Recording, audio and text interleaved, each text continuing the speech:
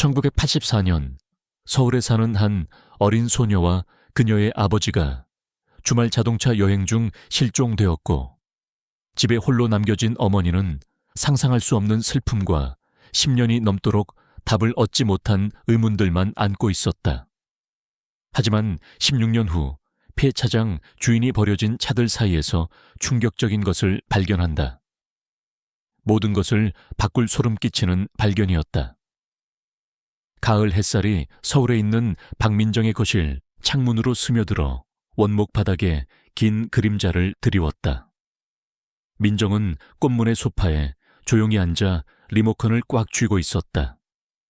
그녀의 어머니 김영숙은 옆에 앉아 매년 이날이면 의례적으로 찾아오는 같은 기대와 두려움이 새겨진 얼굴을 하고 있었다. 곧 시간이에요. 민정이 속삭였다. 그녀의 목소리는 거의 들리지 않았고 텔레비전 볼륨을 높였다. 지역 뉴스 프로그램이 화면에 깜박이자 민정은 몸을 앞으로 기울이며 화면에서 눈을 떼지 않았다. 16년 동안 그녀는 가족이 헤어진 그 날의 기념일에 실종자 알림을 방송하도록 지역 방송국에 비용을 지불해왔다. 광고가 시작되자 민정의 숨이 목구멍에서 멎었다. 화면에는 가족 사진이 표시되었다. 짙은 콧수염과 따뜻한 눈을 가진 잘생긴 남자가 밝은 미소를 짓는 작은 소녀 옆에 자랑스럽게 서 있었다. 사진 옆에는 반짝이는 빨간색 현대 그랜저의 이미지가 있었다. 16년 전 오늘 박준호 씨와 그의 8살 딸 박수아가 주말 자동차 여행 중 실종되었습니다. 아나운서의 목소리가 말했다.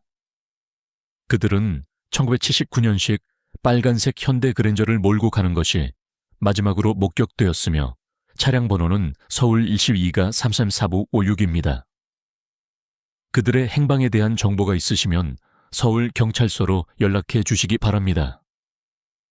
민정은 뒤따르는 침묵의 무게를 견딜 수 없어 텔레비전을 껐다.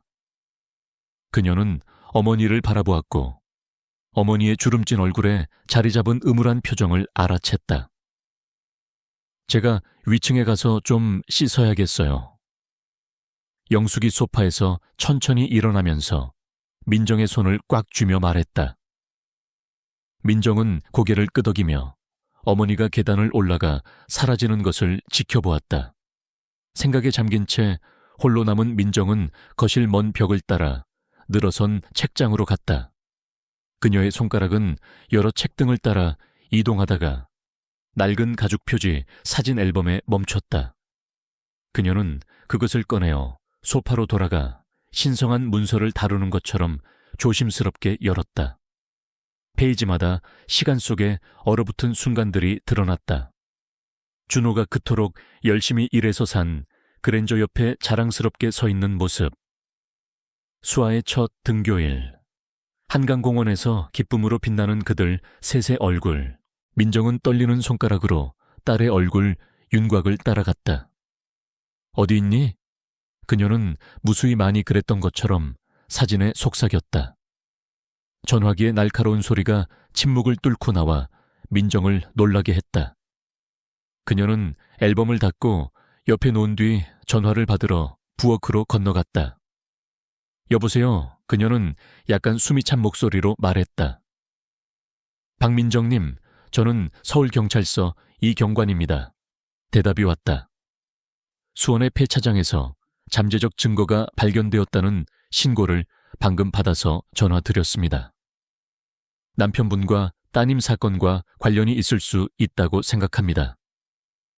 민정의 빈손이 지지대로 카운터를 움켜쥐었다. 어떤 증거인가요? 전화로 세부 사항을 논의하고 싶지 않습니다. 발견된 것을 확인하러 오실 수 있으신가요? 약 10분 후에 순찰차를 보내드릴 수 있습니다. 네. 민정이 즉시 대답했고 심장이 두근거렸다.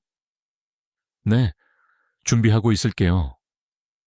그녀는 전화를 끊고 계단 아래로 서둘러 갔다. 엄마, 그녀가 외쳤다. 경찰이 방금 전화했어요. 수원의 폐차장에서 뭔가를 찾았대요. 준우 오빠와 수아와 관련이 있을 수 있다고 생각한대요. 영숙이 계단 위에 나타났고 그녀의 얼굴은 창백했다. 뭘 찾았는데? 말하지 않았어요. 하지만 10분 후에 우리를 데리러 차를 보낸대요. 영숙은 이전의 피로를 잊은 채 계단을 빠르게 내려왔다. 나도 같이 갈게. 그들은 순찰차가 도착할 때까지 긴장된 침묵 속에서 기다렸다. 운전석의 경찰관은 자신을 김경관이라고 소개했지만 수원으로 가는 1시간 동안의 운전 중에는 거의 대화를 하지 않았다. 민정은 익숙한 한국의 풍경이 흐릿하게 지나가는 것을 지켜보며 가능성에 대한 생각으로 마음이 분주했다. 그녀 옆에서 영숙은 무릎에 지갑을 꽉 쥐고 있었고 손가락 관절은 하얗게 변해 있었다. 마침내 하로브 자동차 폐차장에 도착했을 때 민정의 배는 경찰 차량들과 폐차장의 한 구역을 차단하는 노란색 범죄 현장 테이프를 보고 뒤틀렸다. 김경관은 그들을 폐차된 차량들의 미로를 통해 민정이 아직 볼 수 없는 무언가 주위에 모인 사람들 무리를 향해 안내했다. 최 형사님, 김경관이 다가가면서 외쳤다. 박민정님과 그녀의 어머니가 오셨습니다. 사복을 입은 키 큰 남자가 그들을 맞이하기 위해 돌아섰고 그의 표정은 신중하게 중립적이었다. 박민정님, 김영숙님, 저는 최 형사입니다. 이렇게 빨리 와주셔서 감사합니다. 무엇을 찾으셨나요? 민정이 물었다. 그녀의 목소리는 손의 떨림에도 불구하고 안정적이었다. 최 형사는 옆으로 비켜서서 그룹이 둘러싸고 있던 것을 드러냈다. 민정의 다리는 거의 그녀 아래에서 무너질 뻔했다. 거기에 거의 알아볼 수 없을 정도로 찌그러졌지만 여전히 틀림없는 빨간색 현대 그랜저가 있었다. 한때 반짝이던 페인트는 이제 흐릿하고 곳곳이 녹슬어 있었다. 하지만 민정의 마음에는 의심의 여지가 없었다. 이것은 준호의 차였다. 그가 몇 년 동안 저축해서 산 차. 그가 애정을 가지고 관리하던 차. 그와 수아가 16년 전에 타고 떠났던 차. 오맙소사. 영숙이 옆에서 속삭이며 지지대로 민정의 팔을 움켜쥐었다. 민정은 마치 무아지경에 빠진 것처럼 천천히 차량에 다가갔다. 차는 부분적으로 찌그러져 있었고 아마도 근처에 주차된 큰 굴삭기에 의한 것으로 보였다. 경찰관들이 차량의 모든 각도를 사진으로 찍고 있었고 다른 이들은 측정을 하고 주변 지역을 수색하는 것처럼 보였다. 상태 때문에 내부를 확인할 수 없습니다. 최 형사가 부드럽게 설명했다. 하지만 확인이 필요합니다. 이것이 남편분의 차가 맞나요, 박민정님? 민정은 차량 주위를 돌며 모든 세부 사항을 눈으로 훑었다. 마침내 그녀는 오른쪽 뒷바퀴가 남아있는 곳에서 멈췄다. 그녀는 크롬 휠 커버에 작은 움푹 들어간 곳을 가리켰다. 준호가 실종되기 일주일 전에 연석에 부딪혔어요. 그녀는 먼 목소리로 말했다. 우리는 그것을 고칠 예정이었는데, 하지만 그녀의 목소리가 흐려졌다. 그녀는 눈물로 가득 찬 눈으로 최 형사를 올려다보았으나 눈물을 흘리기를 거부했다. 네, 이것이 그들의 차입니다. 최 형사는 엄숙하게 고개를 끄덕인 다음 범죄 현장 가장자리에 불안하게 서 있는 남자에게 손짓했다. 이분은 이동훈 씨로 폐차장 주인입니다. 우리에게 전화한 사람입니다. 동훈이 앞으로 나섰고 민정에게 손을 내밀기 전에 헝겊으로 손을 닦았다. 정말 죄송합니다. 차의 역사에 대해 전혀 몰랐습니다. 맹세 후 오늘 아침에 이 차를 압축할 예정이었고 그 후 사무실에 있을 때 TV에서 실종자 뉴스를 봤습니다. 즉시 차를 알아보고 경찰에 신고했습니다. 어떻게 여기에 온 거죠? 민정이 그의 내민 손을 무시하며 요구했다. 누가 가져왔나요? 동훈이 불편하게 몸을 움직였다. 그게 바로 문제입니다. 반입된 기록이 전혀 없습니다. 우리 시스템에 전혀 없어요. 의심스럽게 들리네요. 영숙이 날카롭게 말했다. 최 형사가 손을 들었다. 이동훈 씨가 차의 존재를 우리에게 알린 사람입니다. 김영숙님. 그가 여기에 나타난 것과 관련이 있다고 믿을 이유가 없습니다. 저도 어떻게 여기에 왔는지 알아내려고 노력 중입니다. 동훈이 주장했다. 우리는 차량을 받을 때 엄격한 프로토콜이 있습니다. 서류, 신분증, 모든 것이요. 그가 말하는 동안 기름때 묻은 작업복을 입은 여자가 그룹에 다가왔다. 저는 조민철 씨가 그것을 가져오는 것을 봤어요. 그녀가 말했다. 모든 눈이 그녀에게로 향했다. 조민철? 최 형사가 물었다. 조민철이요? 동훈이 설명했다. 제 파트너입니다. 기술 부분을 운영하죠. 여기 수석 기술자예요. 최 형사는 즉시 전화기를 꺼냈다. 그와 얘기해야겠습니다. 그에게 전화할 수 있나요? 동훈은 고개를 끄덕이고 자신의 전화기를 꺼내 번호를 눌렀다. 전화벨이 울렸지만 아무도 받지 않았다. 음성 메일로 갑니다.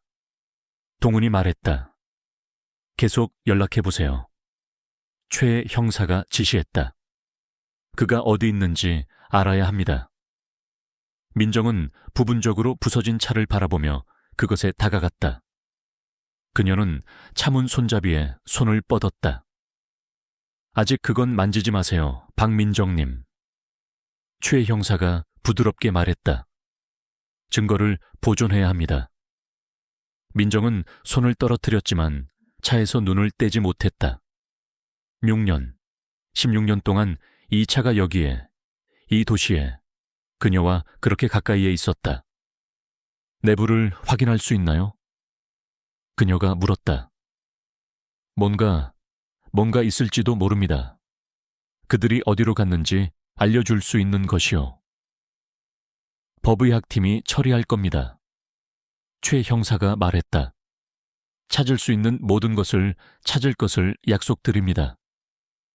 그가 말하는 동안 다른 경찰관이 서둘러 다가왔다. 형사님, 조민철의 주소를 찾았습니다. 양평에 있는 농장입니다. 팀을 보낼까요? 즉시 최 형사가 말했다. 저도 갈 겁니다. 그는 민정과 영숙에게로 돌아섰다. 저희와 함께 가시겠습니까? 아니면 호텔로 모셔다 드릴까요? 상황이 어떻게 전개될지 모르겠습니다. 같이 가겠어요. 민정이 주저없이 말했다. 여정은 긴장으로 가득 차 있었다. 민정은 창밖을 바라보며 어떤 답을 찾게 될지 궁금해했다. 조민철은 왜 준호의 차를 폐차장으로 가져왔을까? 그는 16년 전에 일어난 일과 관련이 있을까? 1시간 후 그들은 외딴 시골 지역에 도착했다. 농장은 작고 낡아 보였으며 헛간과 집이 낡아빠진 울타리로 둘러싸여 있었다. 여러 대의 경찰차가 입구 근처에 주차되어 있었고 경찰관들이 건물을 향해 조심스럽게 다가가는 것이 보였다. 여기 계세요. 최 형사가 민정과 영숙에게 말했다. 안전한지 확인할 때까지요. 그들은 차 안에서 지켜보았다. 경찰관들이 집에 접근했고 몇 분 후 그들은 안으로 사라졌다. 긴장된 몇 분이 흘렀다. 그런 다음 한 경찰관이 밖으로 나와 최 형사를 향해 급히 손짓했다. 최 형사가 차에서 뛰어나와 달려갔다. 민정은 기다릴 수 없었다. 그녀는 차 문을 열고 나왔고 영숙도 그녀를 따랐다. 박민정님. 한 경찰관이 그들을 막으려 했지만 민정은 그를 지나쳤다. 그녀가 집에 접근했을 때 최 형사가 밖으로 나왔다. 그의 얼굴은 창백했다. 안으로 들어가면 안 됩니다. 그가 말했다. 하지만 알려드려야 할 것이 있습니다. 안에서 누군가를 찾았습니다. 누구요? 민정의 목소리가 떨렸다. 젊은 여성입니다. 그녀는 살아있습니다. 하지만 말을 하지 않고 있습니다. 그녀가 누구인지 확신할 수 없지만 최 형사가 망설였고 그의 눈이 민정의 눈을 마주쳤다. 우리는 그녀가 당신의 딸일 수도 있다고 생각합니다. 민정의 세상이 멈췄다. 16년 동안 그녀는 이 순간을 기다렸다. 이 말을 듣기를. 하지만 지금 그 순간이 여기에 있자 그녀는 움직일 수 없었다. 그녀를 볼 수 있나요? 그녀가 속삭였다. 최 형사가 고개를 끄덕였다. 구급차가 오고 있습니다. 우리는 그녀를 병원으로 데려가 검사를 받게 할 것입니다. 거기서 그녀를 보실 수 있을 겁니다. 민정은 영숙을 돌아보았고 영숙은 믿을 수 없다는 표정으로 그녀를 바라보았다. 수아일까요? 영숙이 속삭였다. 정말 수아일까요? 모르겠어요. 민정이 말했다. 그녀의 목소리는 희망과 두려움으로 떨렸다. 하지만 곧 알게 될 거예요. 그들은 집 밖에서 기다렸고 몇 분 후 경찰관들이 한 여성을 부축하며 나왔다. 그녀는 얇고 창백했으며 그녀의 머리는 길고 엉클어져 있었다.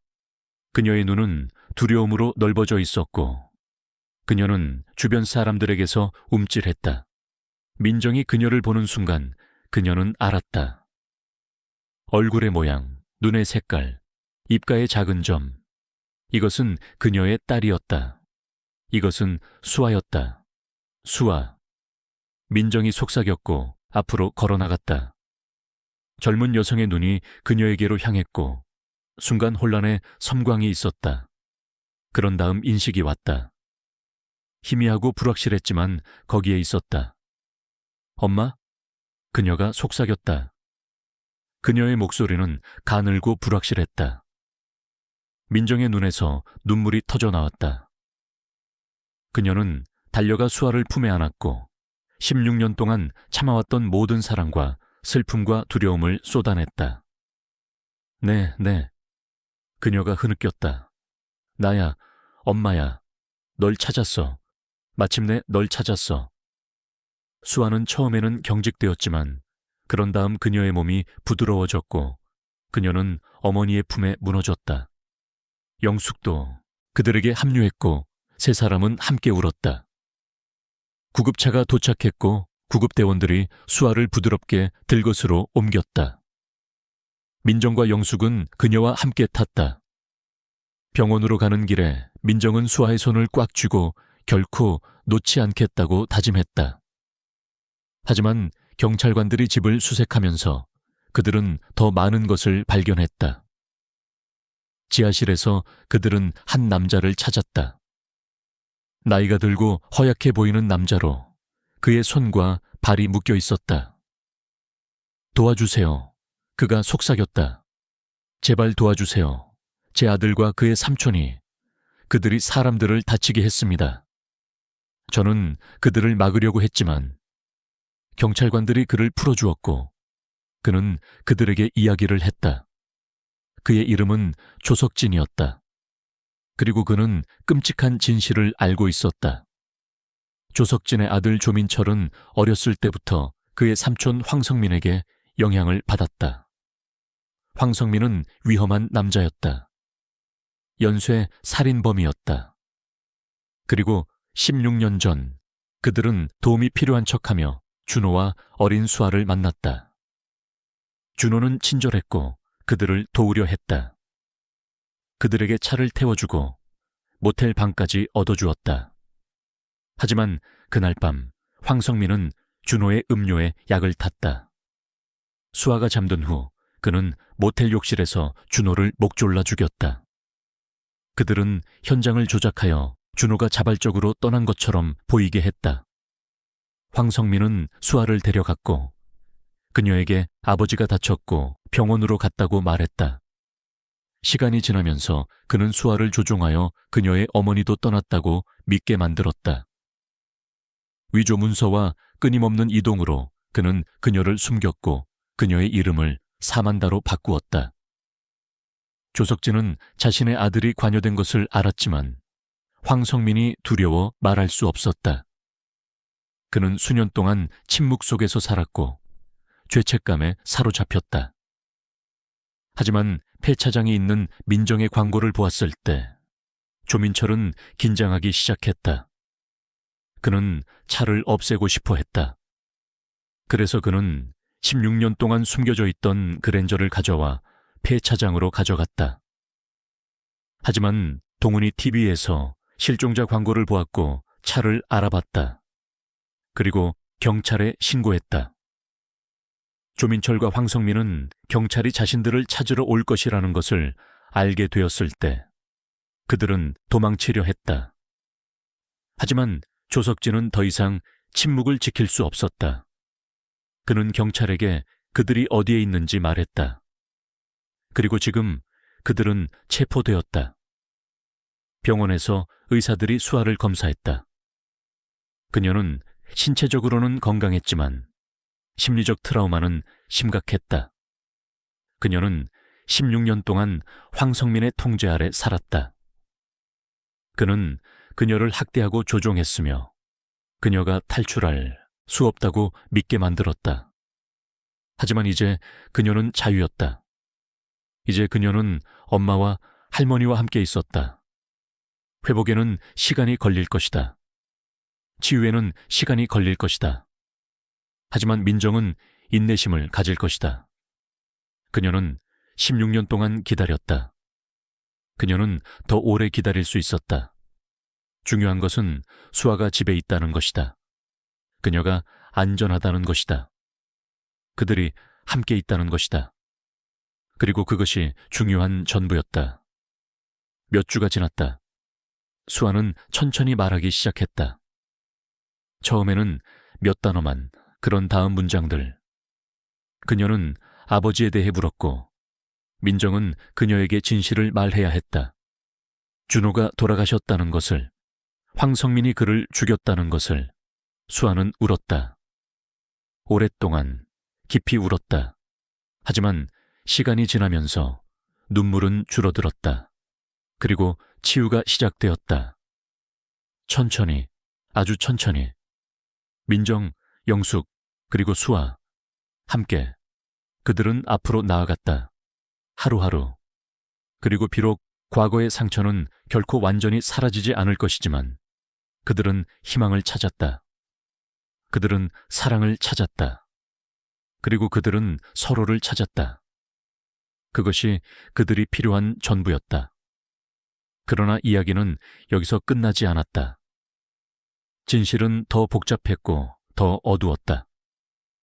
병원에서 몇 주 후, 최 형사가 새로운 소식을 가지고 왔다.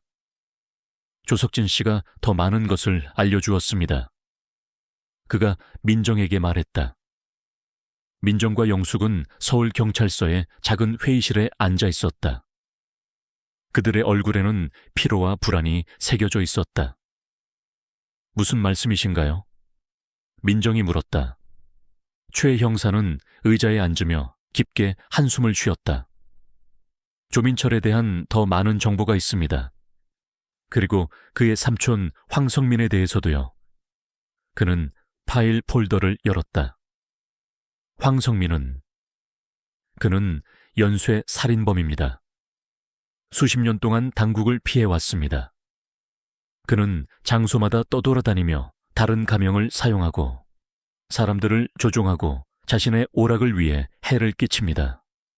민정의 얼굴이 창백해졌다. 그는 종종 젊은 여성과 소녀들을 붙잡아두고 위협과 학대를 통해 그들을 통제합니다. 최 형사가 계속했다. 저의 딸이 16년 동안 그 괴물의 손에 있었다는 말씀이신가요? 민정이 속삭였다. 유감스럽게도 그렇습니다. 최 형사가 말했다. 하지만 조민철의 진술에 따르면 더 많은 것이 있습니다. 그는 노트를 확인했다. 조민철은 체포된 이후 협조적이었습니다. 그는 자신의 시간이 왔다고 말했습니다. 거의 그들이 보이지 않는다고 생각했다고 합니다.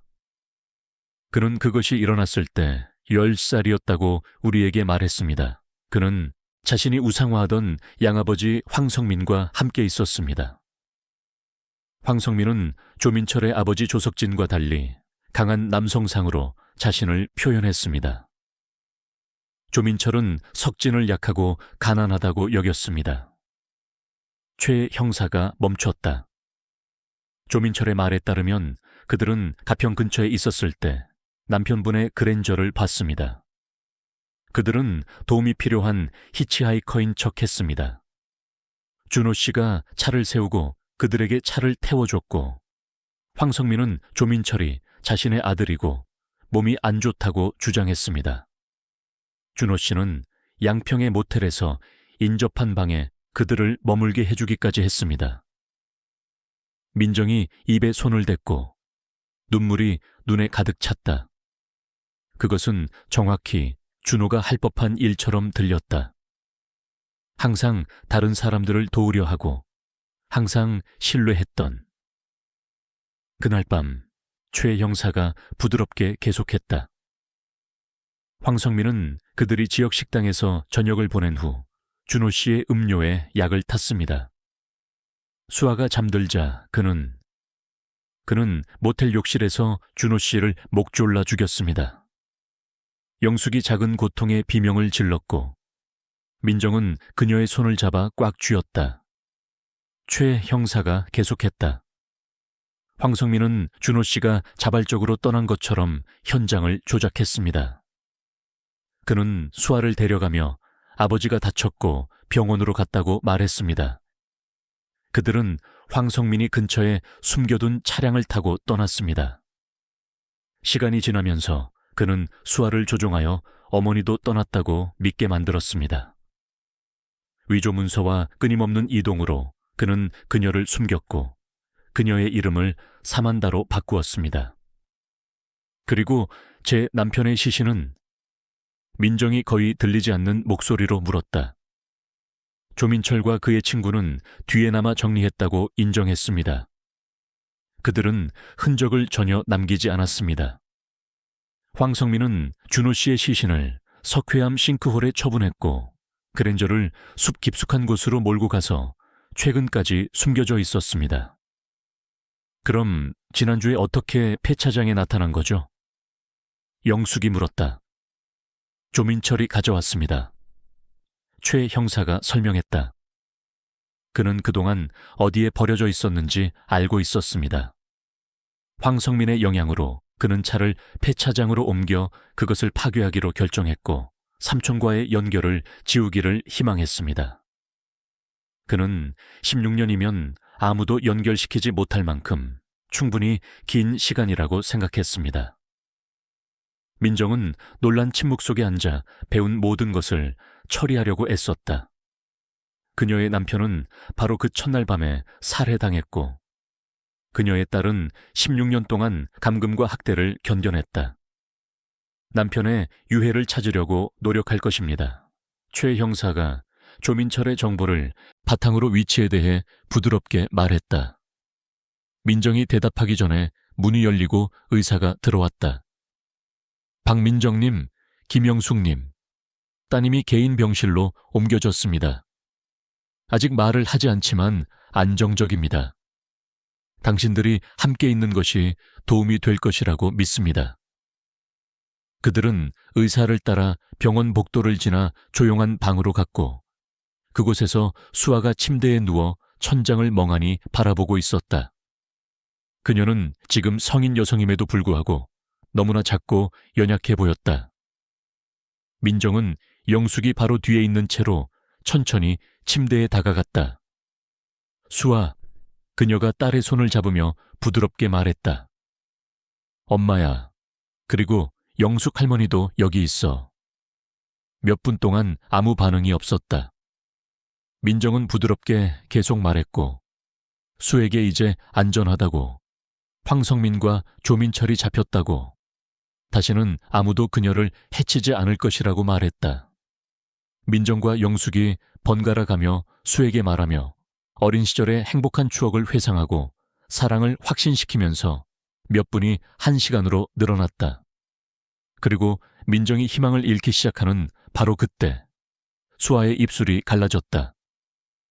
제가 너무 망가져서 죄송해요. 그녀가 사용하지 않아 쉰 목소리로 속삭였다. 민정의 눈에서 눈물이 솟아났다. 네 잘못이 아니야, 얘야. 그녀가 목소리를 떨며 말했다. 이것 중 아무것도 내 잘못이 아니야. 우리는 이제 함께 있어. 그것이 중요한 전부야. 아빠가 보고 싶어요. 수아가 뺨을 타고 흐르는 눈물 한 방울과 함께 말했다.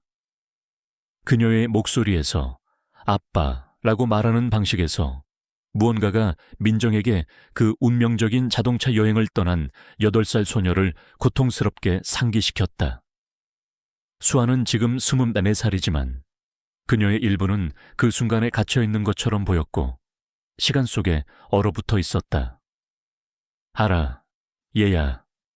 민정이 딸의 머리를 쓰다듬으며 말했다. 나도 아빠가 보고 싶어. 간호사가 문간에 나타났다. 실례합니다만 조석진 씨가 당신을 보고 싶어 합니다. 그는 옆방에 있습니다. 민정은 수아를 떠나기를 꺼렸지만 영숙이 그녀의 팔을 만졌다. 제가 수아와 함께 있을게요. 당신이 가요. 민정은 간호사를 따라 조석진이 누워있는 옆방으로 갔다. 그의 가슴은 두껍게 붕대가 감겨 있었다. 그는 창백하고 약해 보였지만 그의 눈은 또렷했다. 박민정님, 그가 속삭이는 목소리로 말했다. 제 아들과 저 자신에 대해 사과하고 싶었습니다. 이 모든 세월 동안 침묵했던 것에 대해. 민정이 그의 침대 옆으로 다가갔다. 당신은 제 생명을 구했어요. 그녀가 간단히 말했다. 당신의 용기가 아니었다면 우리는 여전히 그 농장에 있었을 것이고 수아를 찾지 못했을 수도 있어요. 석진이 잠시 눈을 감았다. 제 아들은 그는 항상 온화하고 친절한 남자들을 미워했고 그것을 약점으로 봤습니다. 그래서 그들이 히치하이킹을 했을 때 민정이 이해가 밝아오며 천천히 말했다.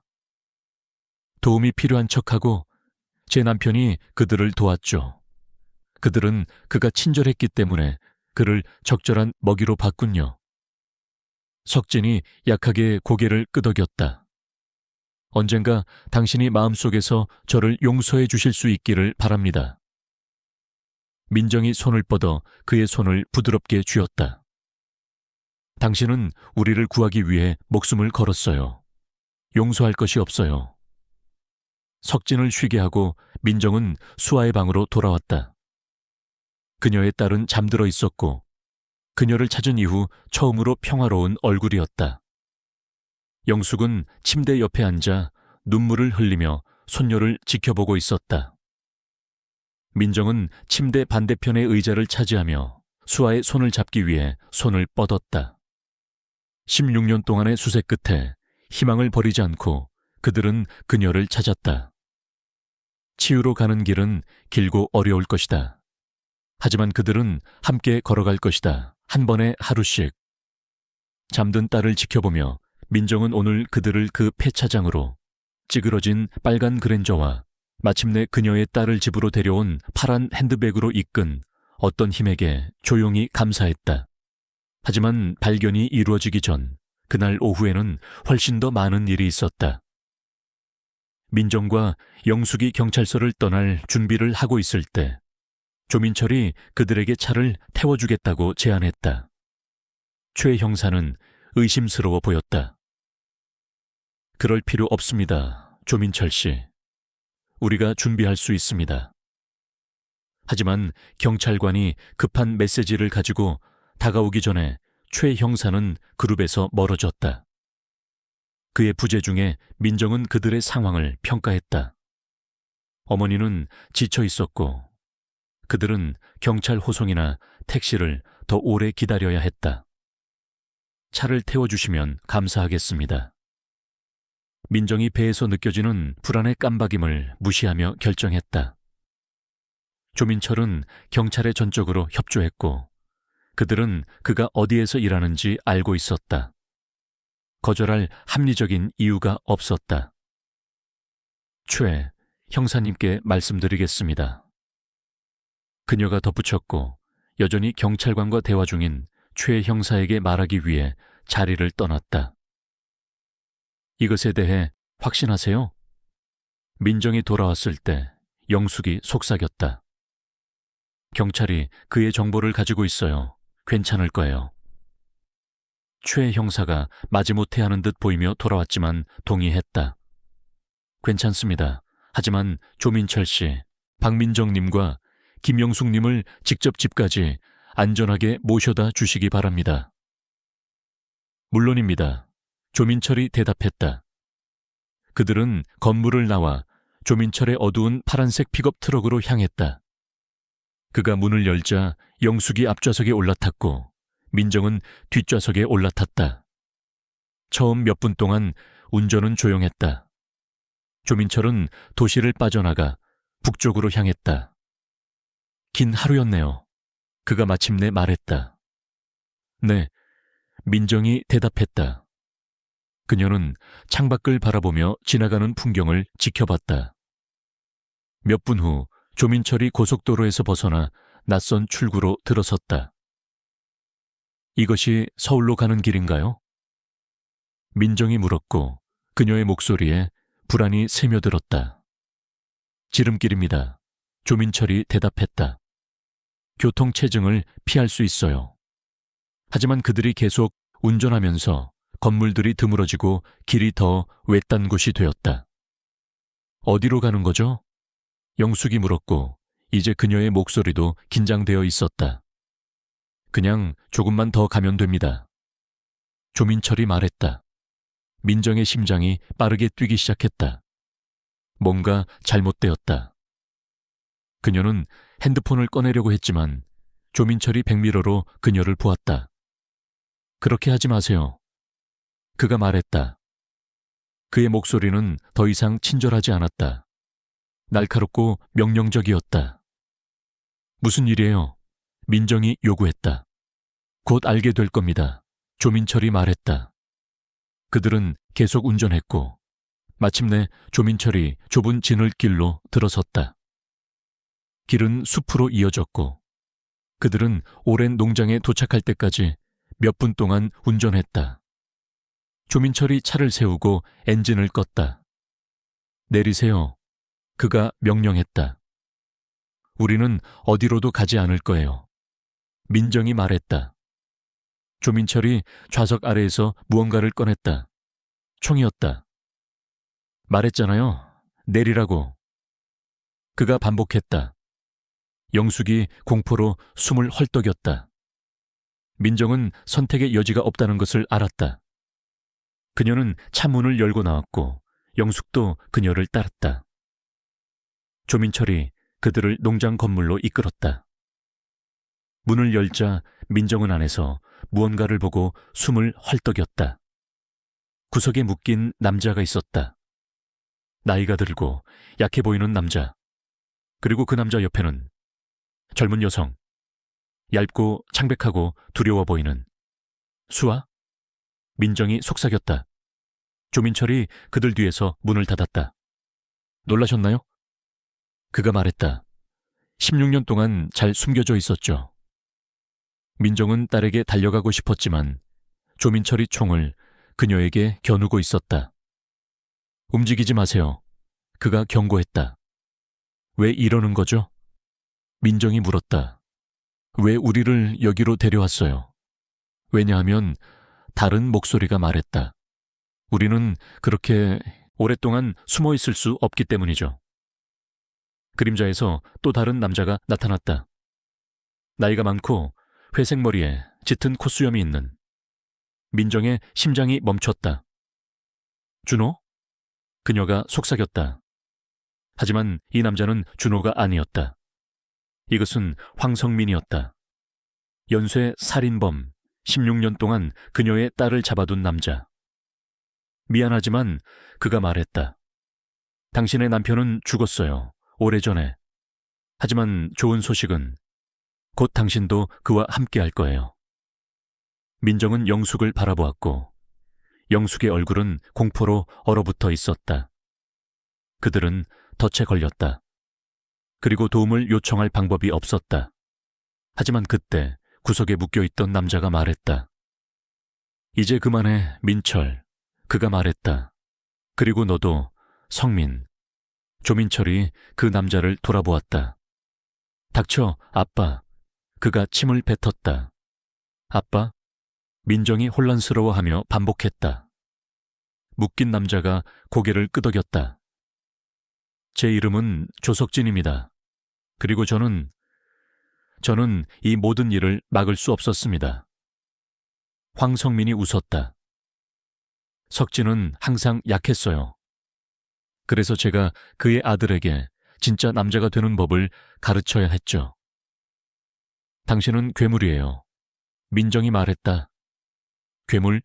황성민이 말을 되받았다. 저는 생존자예요.